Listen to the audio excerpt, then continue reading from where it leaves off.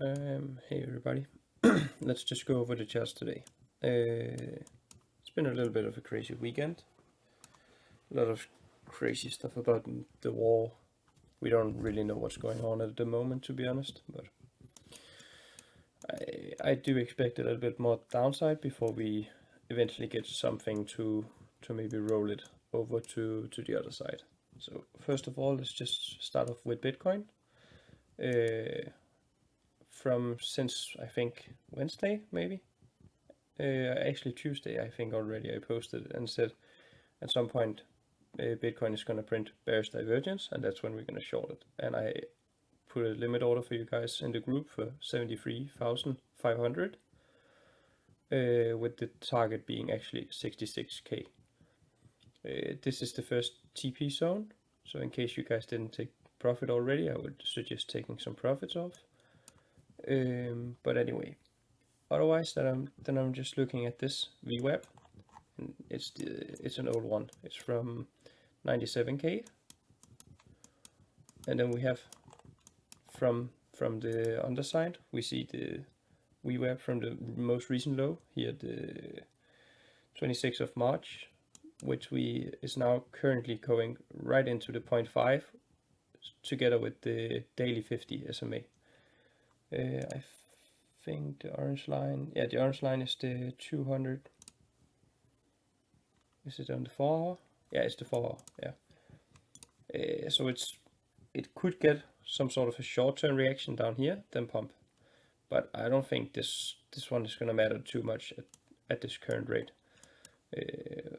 I'm currently leaning on the orange scenario, so we get a little bit of a pop here on Asia Open, maybe even London, just to make a fake out, then retest this VWAP, get rejected, fall through the 3.82, and then use the 0.5 and the trend line that we see here. You could, if you wanted to, you could say the trend should be here, but I don't know. I like these two touch points, and I hope for another one just to sweep this one, go down, and then we have a 4 hour what's called demand zone right here, if you see. So in my mind, I would like us to tap it and then start bouncing instead. But yeah, let's see. I think that's more or less it for Bitcoin. Of course, we could look at the 1 hour chart if you wanted to. Oh, whoops. Just to make it very simple, if you want to look for reversal signs, you could try to say, okay, this one was the current low, or the most recent low. You want to look for some sort of a bullish divergence. Just wait for this one. I would actually put it like this personally. You could do like this, but I don't think that's reasonable. I think we should do something like this without knowing the next touch, of course. But if we can see Bitcoin print a new low on the price, just like here, with a higher low on the RSI, we could get some sort of a short-term bounce, just like this one. I know it's not much, but if you want to take the play, it's about 1%. So 1% with the 10x, it's 10%. So I personally am gonna wait for the bigger bounce because I don't want to play the small time frames right now. I don't trust them too much. So I think that's, yeah, let's move on for Ethereum, just so you can see where I get in the working. So I got two scenarios for Ethereum. One, I could see Ethereum just drop straight down, get some sort of a bounce from the 0.5, but because Bitcoin probably, if this drops directly, I think Bitcoin will do the same. But Ethereum, I think, will get hit harder than Bitcoin if this is the case. And this is why I think if Bitcoin drops and Ethereum drops just like this, it's going to lose the trend, going to bounce below it, and then we're going to look for either to only sweep down here, then reclaim, or reclaim, retest, and then follow through to the downside. But personally, I would like to see it bounce from here, from the 382. Again, it would fit perfectly if we could get one more low on the price here. On the price, one more low on the price, and then a higher high on the RSI. This way we could get the bullish divergence that could take us to this fair value gap, about the 50% of it, which would create a perfectly head and shoulders both on the 1, 2, 4 hour, whatever you want to do it. And if you want to see somewhat where this one would take us, you take the head, you go to wherever it will confirm. Confirm close in my mind would be below here, because the head doesn't actually go here. Otherwise you would have to do something like this and then say below this one. So if we fell below this one, the target is actually all the way down here, which also aligns with the VWAP from the low sitting here. But yeah, I think on the way you cannot ignore support, just like the 618, the daily 50. You even have the VWAP here from the most recent low on 26th of March, which is sitting right at the at the 0.5. But I really like this one, the 618. I just think this one is going to be a stronger support. There's quite a lot of reasons for it, but one is if you look, if you look here, you can see this. Let's just say from here to here, all of this has been resistance until we get above it. Then you see it's actually holding a support. Every time you tap into it, you bounce until you fell through. Here we only fell through shortly, then we actually reclaimed, fell through for just a little bit. You could probably make this one a little bit larger, it's probably better, but you get the idea from it. Yeah, let's move on to Solana. Solana I also gave a short. It actually even gave the entry twice, because I think, if I'm not mistaken, I gave this short right about here, around 85. Stop loss was something like here, because I remember this one almost took me out, so maybe something like this. And my target was at least 80. If it loses this one, I'm actually looking at about 72. So this one, if you want to, you can hold it all the way down here, but I would suggest hedging at least along around 80 to 79. These two areas is two areas that I personally like. I actually didn't pull a VWAP from this one, but let's just see. We're actually already starting to lose the VWAP from here, so VWAP is not useful for us. The only thing you can use the VWAP from the low here is if you want to see if we can break above it and hold above it. But again, just like on Bitcoin and Ethereum, you have a demand zone sitting right here. As you can see, it's sitting perfectly around the 618. So in my mind, the best idea here is we pump into the 50% of this one. We make some sort of you cannot really call it a head and shoulders because of the structure, but 50% of fair value gap is usually one of the areas to reject from. Probably if we put a fair value gap, VWAP, no, it doesn't work. Yeah, we don't get it at the 50%, but you get the idea. If you have it around the 50%, retrace into it, and then we fall here, and this is where we take the long. If you want to take this long, the best idea in my mind would actually to enter a little bit above in case they front runners, and I would have the stop loss below this wick. I mean a candle close, it cannot just be a wick, it has to be a candle close below it. From here I would target around 87. If you're lucky, it could go all the way up and retest the underline of this one, but I highly doubt it at this point. The only issue is actually Bitcoin is starting to have some sort of a bullish structure that could indicate for us that we could go to 78, 79, but we now, at this point, we now reclaim this VWAP from 97 in my mind. If we can reclaim it and we can't get above 73.8, yeah, then it's a wrap. I don't think Bitcoin is going any higher from here because it's gonna get way too many attempts to keep the momentum. It needs to use the 0.5 or the 0.382 to make a new high. If this doesn't hold, we can expect all of the market just to simply dump from here on out. So now we have Bitcoin, Solana, Ethereum.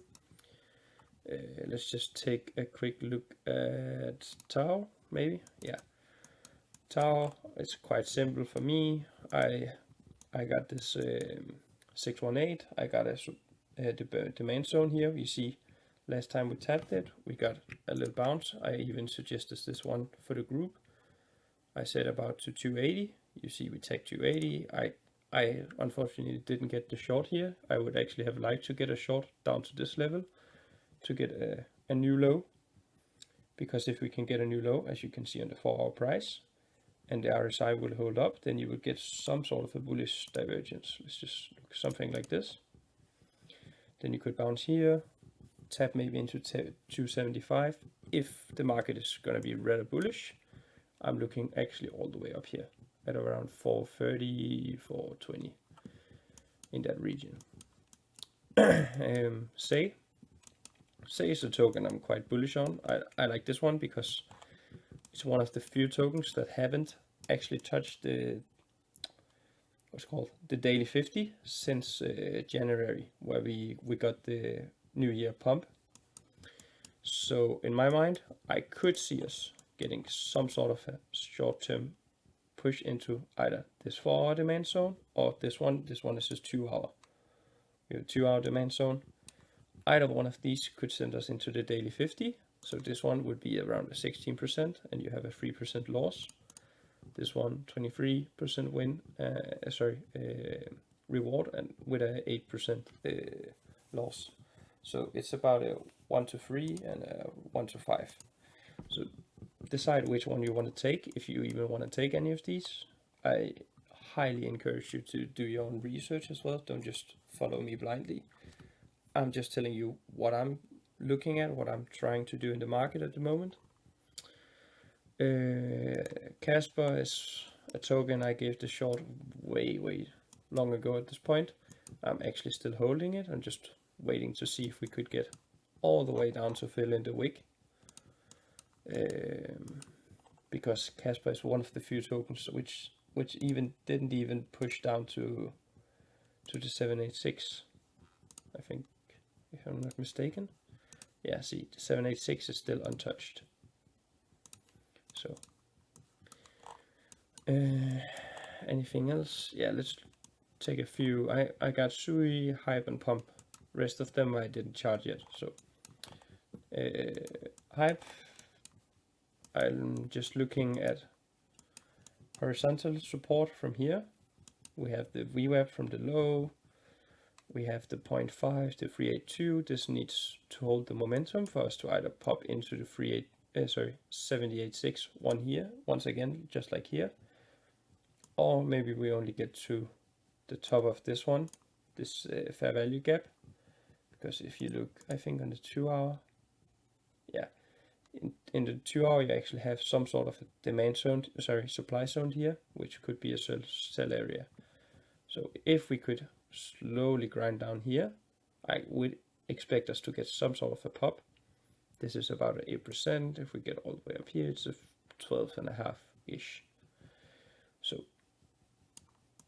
mind your leverage. In my mind, I think if you wanted some sort of a stop loss, let's say 37.22 or something in that region. From Pump, I am not quite sure where I am standing. I can see two ideas. As you can see, the orange scenario is bullish. Then we break through the head and shoulders by getting up to the 0.5. Now flipping all of this area here into support instead of resistance. If we can hover above that, I think we could see a new high going, let's just say, towards, if I had to pull a fib quickly from here, just to see what we have above us. We have the 618, and then we probably have the 786 a little bit higher up. yeah, one of these two areas. So in the case we see this one going up here, you decide if you want to take the long. This is a 10 to 6% move. If you rather want to take the short from the daily 50, which is sitting right here, and then going down to the last 618, this is a 7% move. So look for either a rejection in this area or a continuation. If we can get the continuation, I think you're in the clear for something good. But I wouldn't necessarily trade it from here, because I don't have any clear idea of where we're going. I mean, the 0.5 we are at the moment could be the bounce taking us here. But I think this is up to you how you want to take this trade, because you don't have a bullish divergence. You don't have a 2-hour. You actually have some sort of a 2-hour demand zone, maybe a 4-hour. Yeah, it's a 4-hour demand zone actually that we tapped into right here. So this one could just be another touch to the trend before us moving into the daily 50, just to reject or to continuation. But I can't tell you at this point. But I think pump is reasonable to take a small long. I would have my stop loss below this one, meaning if you took the trade from here, let's just say you take the trade right from here, you have a stop loss at about 1.6. So it's a 1 to 2 win to risk to reward ratio. So decide if you want to take the trade or not. Yeah, and Sui. Sui's looking a little bit dead to me, to be honest. So I'm actually looking for a short. I think either this trend or the daily 50. I would really like us to just make a fake out above the daily 50 to take out some liquidity and then move into to this one, which is a Romeo and Juliet candle, or at least that's what I've been taught that it's called. It's because you have a red engulfing candle with a small body with large wicks beside it. If you want the perfect entry, in my mind, it's going to be 94. You want to have your stop loss around 98, because any breaks above 98, it's going to be, yeah, it's going to be shit if you can break above it. So you're going to have quite a light stop, around 4.5%.